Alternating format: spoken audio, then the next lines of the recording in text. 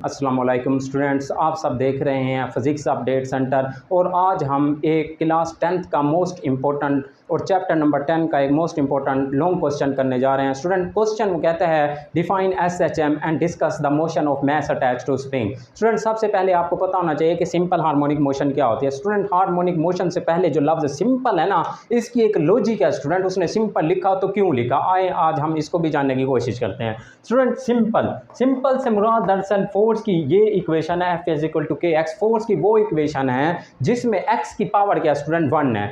बाज़ मुख्तलिफ हमारे पास स्टेजेस पर जो x की पावर होती है ये 1 भी 1 होती है, 2 होती है, 3 होती है, 4 होती है, 5 होती है एंड सो ऑन। लेकिन स्टूडेंट यहाँ पे ये एक सिंपल हार्मोनिक मोशन के केस में x जो हमारे पास है यानी जो डिस्प्लेसमेंट है उसकी जो पावर है हमारे पास क्या है 1 है, जिसकी पावर 1 की बिना पर इसका नाम सिंपल रखा गया है। ठीक है स्टूडेंट, फिर उसके ऊपर हम क्या आते हैं कि हार्मोनिक और मोशन क्या चीज़ होती है। स्टूडेंट हार्मोनिक मोशन से मुराद ये है, या हार्मोनिक का मतलब ये होता है कि कोई भी ऑब्जेक्ट या कोई भी बॉडी अगर अपनी एक फिक्स्ड या मीन पोजीशन के गिर्द मुसलसल क्या करे, ओसिलेट करे, और उसकी अगर हरकत क्या है टू एंड फ्रो, और वो टू एंड फ्रो अगर रेगुलर इंटरवल ऑफ टाइम के लिहाज से है तो तब हम उसको स्टूडेंट क्या कहेंगे, हार्मोनिक मोशन कहेंगे। मैं क्या कह रहा हूँ स्टूडेंट, अगर कोई object to and fro up and down यानी अपनी फिक्स पोजीशन के गिर्द या फिर टू एंड फ्रो अपनी एक फिक्स पोजीशन के गिर्द क्या करे, मूव करे, उसी को क्या कहा जाता है, हार्मोनिक मोशन। स्टूडेंट इसका मैं आपको एक फिनोमिना दिखाता हूं जो कि इंटरेस्टिंग है। स्टूडेंट देखें आपके पास क्या है, ये स्टूडेंट एक इंस्ट्रूमेंट है। देखो अब मैं इसके ऊपर जब अपनी फोर्स नीचे, ये जो फोर्स है मैं जब इसे हटा दूंगा तो ये क्या करेगा स्टूडेंट, ओसिलेट करेंगे, टू एंड फ्रो मोशन करेगा अबाउट इट्स मेन पोजीशन। देखें स्टूडेंट मैंने क्या किया स्टूडेंट, मैंने अपनी जैसे ही देखें आप देखना, मैंने जैसे ही फोर्स हटाऊंगा स्टूडेंट, मैंने जैसे ही फोर्स हटाई तो ये क्या कर रहा है, मुसलसल टू एंड फ्रो। इस मोशन को स्टूडेंट क्या कहा जाता है, टू एंड फ्रो मोशन को स्टूडेंट क्या कहा जाता है, सिंपल हार्मोनिक मोशन कहा जाता है। ठीक है, मोशन का मतलब क्या होता है, if body change position with respect to surrounding. अगर कोई बॉडी क्या करे स्टूडेंट, अगर कोई बॉडी क्या करती है, अपनी पोजीशन को क्या करती है, चेंज करती है with respect to surrounding. Surrounding का मतलब है इर्द गिर्द। ठीक है स्टूडेंट, अगर कोई बॉडी अपने इर्द गिर्द के लिहाज से अपनी पोजीशन को चेंज करती है तो उस पोजीशन को हम क्या कहते हैं, उस पोजीशन के चेंज करने को हम मोशन कहते हैं, हरकत कहते हैं। ठीक है स्टूडेंट, एक ऐसी हरकत जिसमें कोई भी बॉडी अपनी मेन पोजीशन के गिर्द मुसलसल इक्वल इंटरवल ऑफ टाइम के साथ ओसिलेट करे स्टूडेंट, उस मोशन को क्या कहा जाता है, उस मोशन को कहा जाता है student simple harmonic motion. Student आए हम देखते हैं कि सिंपल हार्मोनिक मोशन की हमारे पास डेफिनेशन है। इस डेफिनेशन से पहले स्टूडेंट हम motion of mass attach to spring की ये जो डायग्राम है इसको समझ लेते हैं, क्योंकि इसके बाद करने के बाद आपको ये डेफिनेशन बहुत ईजी लगने वाली है स्टूडेंट। और स्टूडेंट ये जो डायग्राम है ये बहुत ज़्यादा इंटरेस्टिंग है और इसके भी मार्क्स हैं लॉन्ग क्वेश्चन के हवाले से। अगर ये डायग्राम स्टूडेंट आपको समझ आ जाए ना तो ये टॉपिक आपके लिए बहुत ज़्यादा आसान बनने वाला है। और स्टूडेंट हम कोशिश करते हैं कि इसके हर पॉइंट को डिस्कस करने की। स्टूडेंट आपने फोकस इसी डायग्राम के ऊपर रखना, फिलहाल फोकस रखें इस डायग्राम के ऊपर। आज हम इसका बेसिक कंसेप्ट जानने जा रहे हैं। स्टूडेंट देखें सबसे पहले हमारे पास एक मैस है, वो मैस किसके साथ अटैच्ड है, एक स्प्रिंग के साथ अटैच है। स्प्रिंग किसके साथ अटैच है, स्प्रिंग के दो एंड हैं, एक एंड मैस के साथ अटैच है स्प्रिंग का स्टूडेंट, और एक स्प्रिंग का जो एंड है वो एक फिक्स स्पॉट के साथ अटैच है। ठीक है स्टूडेंट, अब जो इसका मैस स्प्रिंग के साथ जो मैस अटैच है वो किस हालत में मौजूद है, वो इस टाइम रेस्ट में है। जब भी मैस रेस्ट में होगा तो उस वक्त फोर्स क्या होगी, जीरो होगी। अगर स्टूडेंट ये रेस्ट में है तो यानी इसके ऊपर कोई फोर्स नहीं लग रही, यानी F इक्वल टू जीरो है। और जब फोर्स जीरो है तो आप देखें x भी क्या है, जीरो है।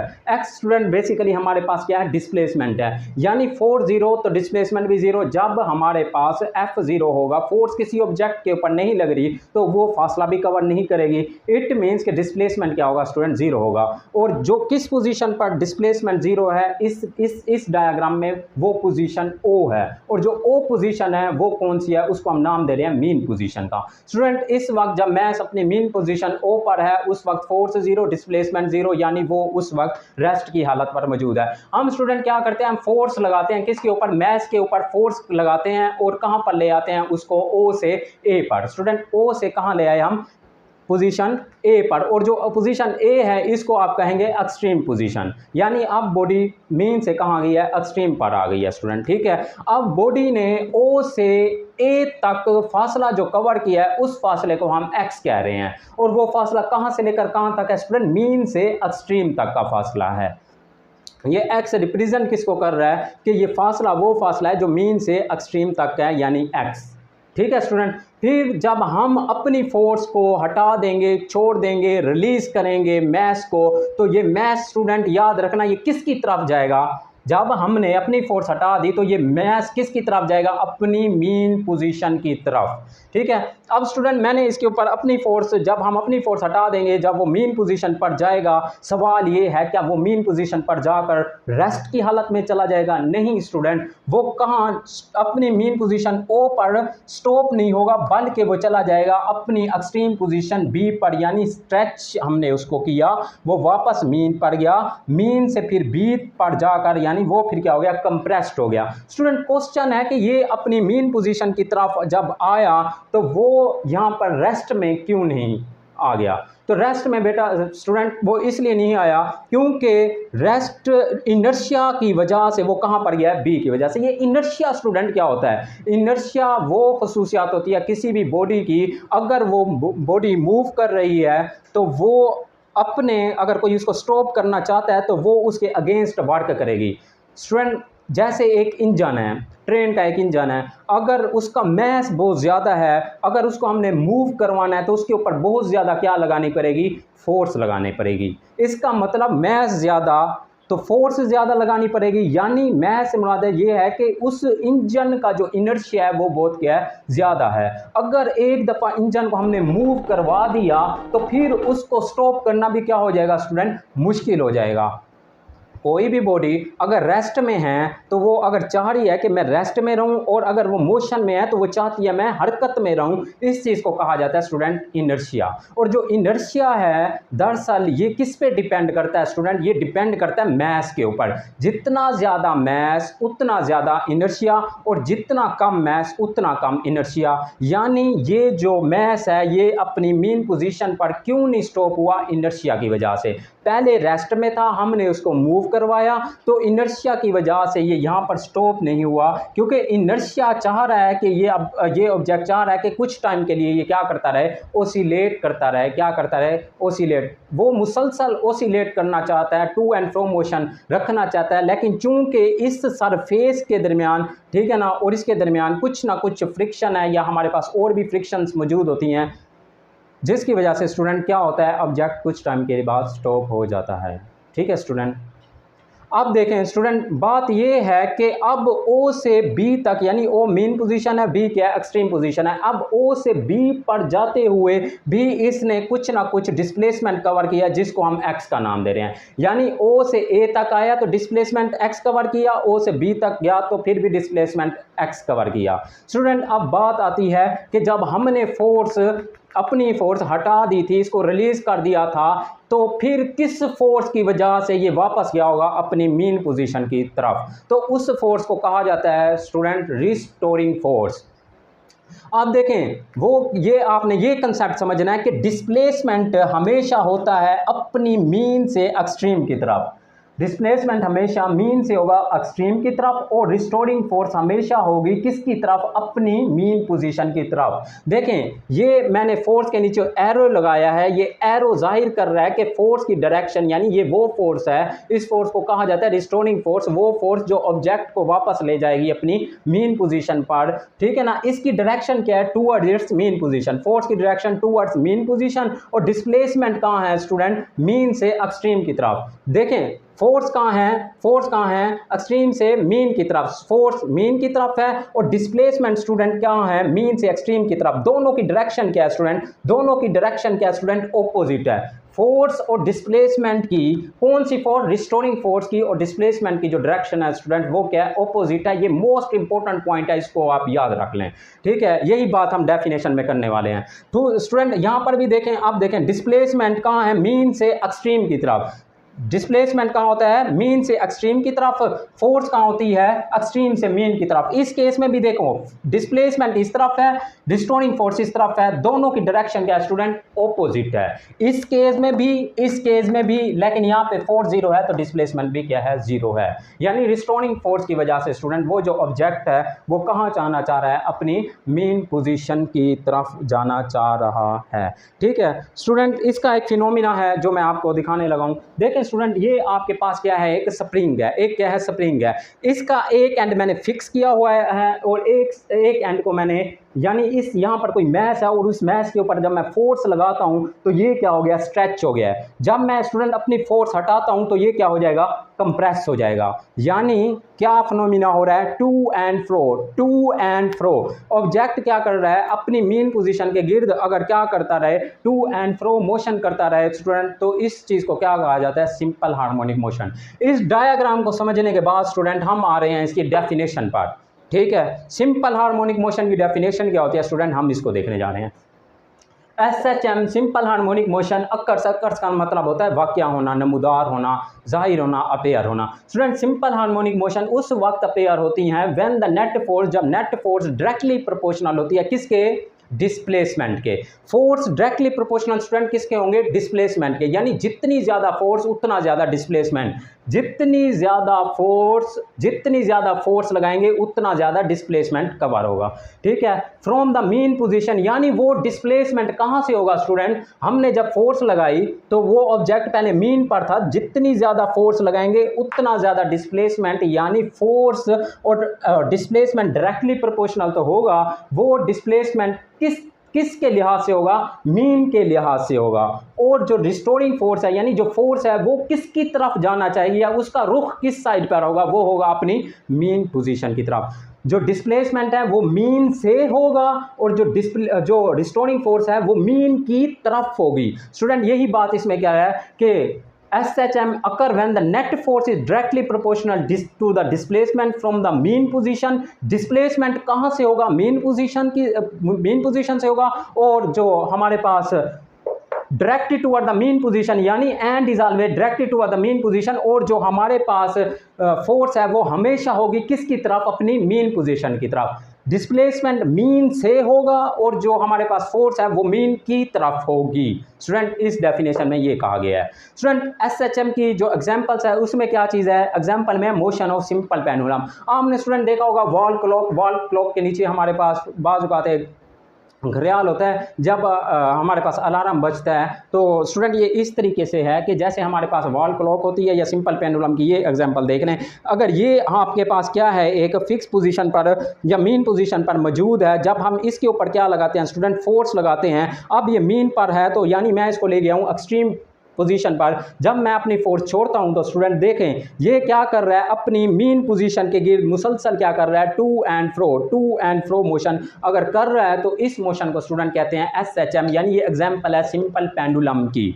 ठीक है स्टूडेंट, जिस तरीके से आपने देखा होगा कि कोई झूला होता है जो जब उसको हम एक अपने फिक्स पॉइंट के गिर्द, वो झूला क्या करता है, मुसलसल क्या करता है स्टूडेंट, मूव करता है। वो भी किसकी एग्जाम्पल होती है, हमारे पास सिंपल हार्मोनिक मोशन की। स्टूडेंट एक एग्जांपल है सिंपल पेंडुलम, एक एग्जांपल है motion of mass attach to spring, जिसको हम ये लॉन्ग क्वेश्चन के लिहाज से डिस्कस करने लगे हैं। उसके बाद स्टूडेंट एक है हमारे पास ball and bowl system. Ball and bowl system से मुराद ये है कि स्टूडेंट आपने बचपन में देखा होगा कि हमारे पास क्या होते थे, प्याले होते थे, जिसमें आज से पहले एक दौर में वो प्याले इस्तेमाल किए जाते थे जिसमें चाय वगैरह भी पी जाती थी। अगर उस प्याले में या बाउल, कोई हमारे पास बाउल एक गोल शक्ल का कोई भी बर्तन है तो उसमें अगर हम कोई बॉल वगैरह क्या करें, इंटर करें और उसके एक एज के ऊपर जाकर उसको छोड़ें तो आपने देखा होगा वो अपनी एक मीन पोजीशन पर, यानी बॉटम मीन पोजीशन है तो वो उसके गिर्द मुसलसल क्या करेगा, ओसिलेट करेगा। उस हरकत को भी स्टूडेंट क्या कहा जाता है, सिंपल हार्मोनिक मोशन। स्टूडेंट हम देख रहे हैं इसमें motion of mass attach to spring. ठीक है ना, कि एक मैस है वो अटैच्ड है स्प्रिंग के साथ। इसकी डायग्राम को हमने कंसेप्चुअल तरीके से समझा स्टूडेंट। ठीक है, अब हम इसकी एक्सप्लेनेशन की तरफ आ रहे हैं और इसको लॉन्ग क्वेश्चन को अटेम्प्ट करने जा रहे हैं। स्टूडेंट देखें, इफ द स्प्रिंग, अगर एक स्प्रिंग इज स्ट्रेच, उसको हम स्ट्रेच करते हैं। अगर एक स्प्रिंग, उसको हम क्या करते हैं, स्ट्रेच करते हैं। थ्रो और कंप्रेस, और क्या करते हैं, कंप्रेस। स्ट्रेच करेंगे और कंप्रेस करेंगे।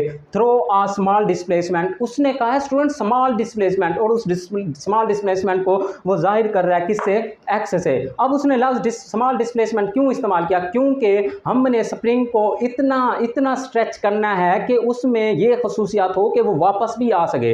ये ना हो कि हम उसको इतना ज़्यादा स्ट्रेच करेंगे वो स्ट्रेट हालत में चला जाए और फिर वो वापस ना आ सके, क्योंकि अगर वो वापस ना आया तो फिर टू एंड फ्रो मोशन नहीं होगी। जब टू एंड फ्रो मोशन नहीं होगी तो फिर वो SHM भी नहीं होगा। इसलिए उसने इस्तेमाल किया small displacement x from the main position. यानी आपने मैच को स्ट्रेच जब करना है बहुत कम फासले पर उसको स्ट्रेच करना है, ठीक है ना। कहाँ से करना है, उसकी मेन पोजीशन से उसको स्ट्रेच करना है। It exert a force F on the match, और हम जो फोर्स लगाएंगे वो कहाँ पे लगाएंगे, उसके मैच के ऊपर। हमने उसको स्ट्रेच किया, कहाँ पर उसको फोर्स लगाई, उसके मैच के ऊपर। स्टूडेंट उसके बाद इस टॉपिक में आता है हुक्स लॉ। ये हुक्स लॉ क्या होता है स्टूडेंट, ये मोस्ट इंपॉर्टेंट है। ये आपको बताना चाहिए कि हुक्स लॉ एक साइंटिस्ट का नाम था जिसने एक कानून पेश किया था। उसने ये कहा था कि फोर्स जो होती है वो डायरेक्टली प्रोपोर्शनल होती है to the change in length. यानी फोर्स जो है चेंज इन लेंथ के क्या होगी, डायरेक्टली प्रोपोर्शनल होगी। वही बात कर रहा है, जितना ज़्यादा डिस्प्लेसमेंट या जितना ज़्यादा फोर्स होगा उतना ज़्यादा उसमें क्या होगा, डिस्प्लेसमेंट होगा। हुक्स लॉ ने कहा था, ठीक है ना। फोर्स और डिस्प्लेसमेंट एक दूसरे के क्या है स्टूडेंट, डायरेक्टली प्रोपोर्शनल है। लेकिन ये यहाँ पे साइन आया है नेगेटिव का। नेगेटिव का साइन किस चीज़ को शो कर रहा है स्टूडेंट, ये शो कर रहा है कि फोर्स और डिस्प्लेसमेंट एक दूसरे के क्या होंगे, ऑपोजिट होंगे। आपने देखा स्टूडेंट इसमें जो फोर्स थी वो फोर्स थी टूवर्ड्स मेन पोजीशन, और जो हमारे पास डिस्प्लेसमेंट था वो फ्रॉम द मेन पोजीशन था। ये मेन पोजीशन की तरफ है रिस्टोरिंग फोर्स, और डिस्प्लेसमेंट मेन पोजीशन से है। दोनों की डायरेक्शन क्या है, ऑपोजिट है। तो स्टूडेंट ये जो नेगेटिव साइन है ये फोर्स और डिस्प्लेसमेंट की डायरेक्शन को शो करवा रहा है जो कि ऑपोजिट है। अगर स्टूडेंट आपको पता है डिस्प्ले डायरेक्टली प्रोपोर्शनल का साइन है, अगर हम प्रोपोर्शनलिटी का साइन को खत्म करें हमारे पास दो चीजें आती है, एक इक्वल और एक कांस्टेंट। स्टूडेंट हमने जब ये साइन खत्म किया तो हमने लिखा F is equal to constant minus x.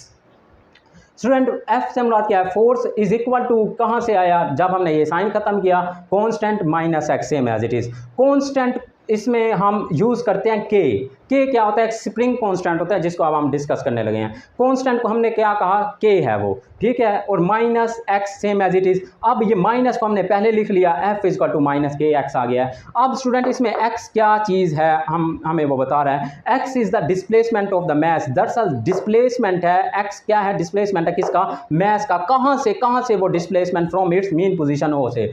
Main position O से एक्स क्या है, डिस्प्लेसमेंट है, एंड के, और जो के है स्टूडेंट इसमें क्या है, कांस्टेंट है, और इस कांस्टेंट को क्या कहा जाता है, स्प्रिंग कांस्टेंट इसे कहा जाता है। स्टूडेंट इससे पहले स्प्रिंग कांस्टेंट क्या होता है उसकी डेफिनेशन आप देख लें। स्प्रिंग कांस्टेंट की डेफिनेशन देख लें, द वैल्यू ऑफ के is measure the stiffness of the spring. जो के है स्टूडेंट ये दरअसल आपके पास क्या होता है, वैल्यू ऑफ के जो है किसी भी स्प्रिंग में कितनी ज़्यादा सख्ती है उसको मालूम करने का एक तरीका या एक फार्मूला है, ठीक है ना। स्टिफ स्प्रिंग है लार्ज वैल्यू ऑफ के। जो स्टिफ स्प्रिंग होता है, स्टिफ से मुराद है सख्त, जो सख्त स्प्रिंग होता है उसके लिए के की वैल्यू स्टूडेंट क्या होती है, बहुत ज्यादा होती है, और जो सॉफ्ट स्प्रिंग होता है उसके लिए के की वैल्यू स्टूडेंट बहुत कम होती है।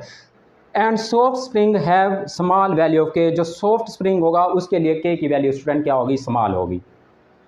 स्टूडेंट हमने इस इक्वेशन के बाद इसे डिस्कस किया क्योंकि यहाँ पे आ गया हमारे पास स्प्रिंग कांस्टेंट, तो स्प्रिंग कांस्टेंट की डेफिनेशन को हमने देखा। उसके बाद स्टूडेंट यहाँ पे देखें हमने स्प्रिंग कांस्टेंट यानी के का फार्मूला ड्राइव करने लगे हैं।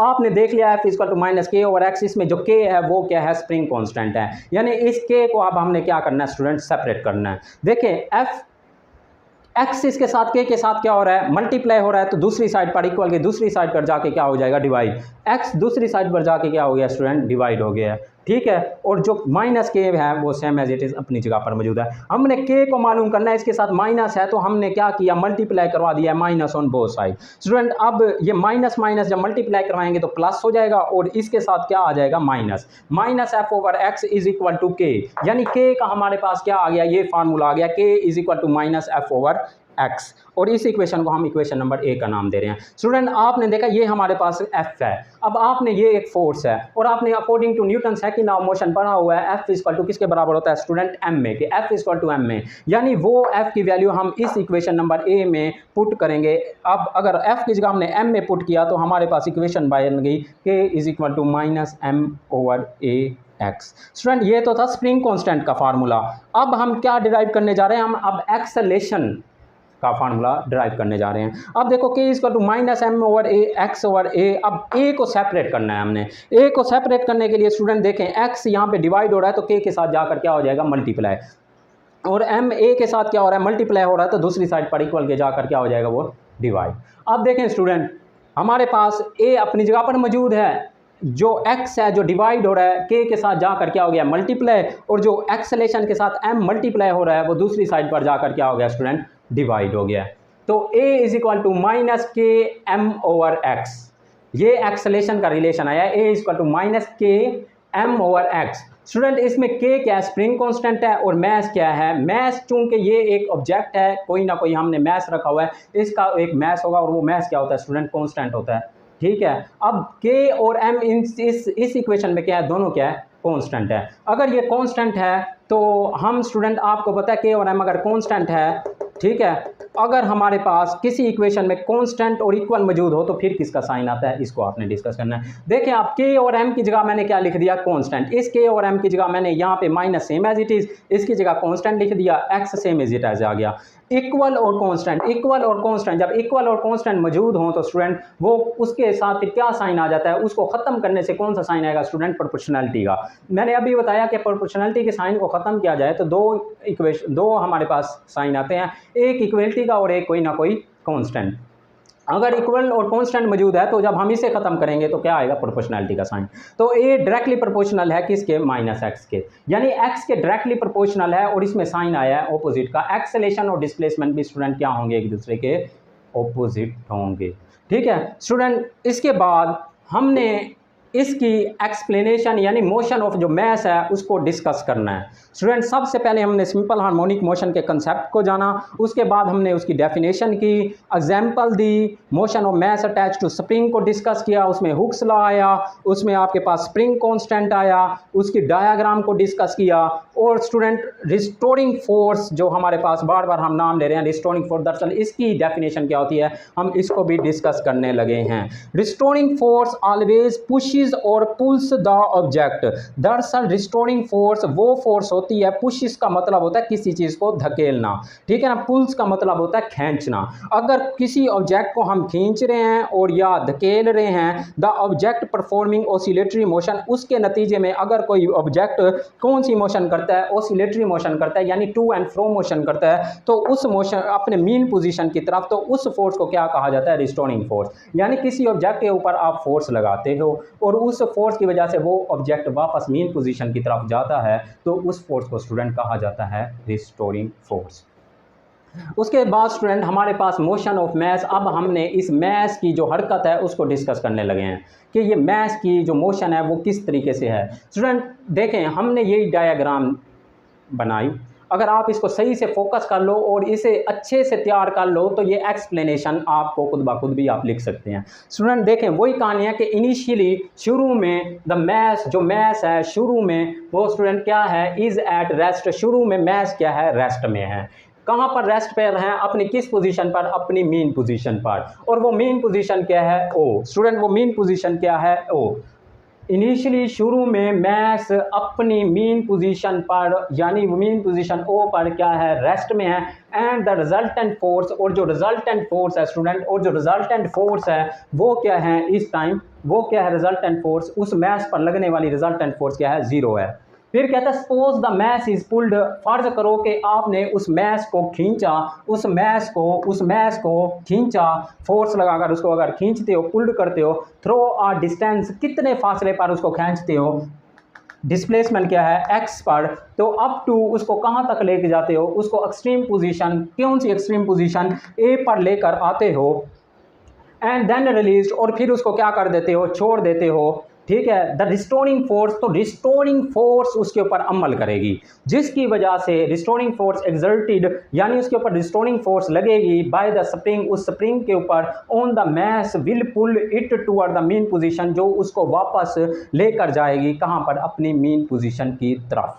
ठीक है स्टूडेंट, फिर कहता है due to restoring force the mass move back toward the mean position. तो रिस्टोरिंग फोर्स की वजह से वो मैस मूव करेगा किसकी तरफ, वापस अपनी मीन पोजीशन की तरफ वापस क्या करेगा, मूव करेगा। दिस प्रोसेस, इस तरीके कार को, is repeated and mess move back and fourth. और इस प्रोसेस को जो हमारे पास वो मैस है मुसलसल क्या करेगा, रिपीट करेगा। यानी ये किसकी एग्जांपल है, सिंपल हार्मोनिक मोशन की। The process is repeated and mess move back and fourth about it's mean position. वो मुसलसल मैस अपनी मीन पोजीशन के साथ स्टूडेंट क्या करेगा, मूव करेगा। तो अगर ये मूव कर रहा है अपनी मीन पोजीशन के गिर्द, तो ये किसकी एग्जांपल है स्टूडेंट, हमारे पास एक SHM का फिनोमिना का किरदार अदा कर रहा है। ठीक है स्टूडेंट, उसके बाद इसमें हमारे पास एक मोस्ट इंपॉर्टेंट टाइम पीरियड का formula, mass attach to spring में जो टाइम पीरियड है उसका जो फार्मूला है T = 2π√m/k। स्टूडेंट m इसमें मैस है, k स्प्रिंग कांस्टेंट है, पाई हमारे पास एक कांस्टेंट होता है 3.14। अगर वो m और k की वैल्यू देता है स्टूडेंट, ठीक है, तो हम t मालूम कर सकते हैं। ये टाइम पीरियड का मोस्ट इंपॉर्टेंट फार्मूला है जो कि MCQs में भी आता है, शॉर्ट क्वेश्चन भी पूछ सकता है, और ये हमारे पास न्यूमेरिकल में भी बहुत ज़्यादा इस्तेमाल होता है स्टूडेंट ये फार्मूला T = 2π√m/k। ये था स्टूडेंट आज का हमारा इंटरेस्टिंग एक टॉपिक। आई थिंक आपने अंडरस्टैंड करने की कोशिश की होगी। अगर स्टूडेंट आपने इस चैनल को अभी तक सब्सक्राइब नहीं किया तो सब्सक्राइब कर लें ताकि हमारी हर आने वाली वीडियो आपके लिए इन्फॉर्मेशन का बाइस बने। Thank you.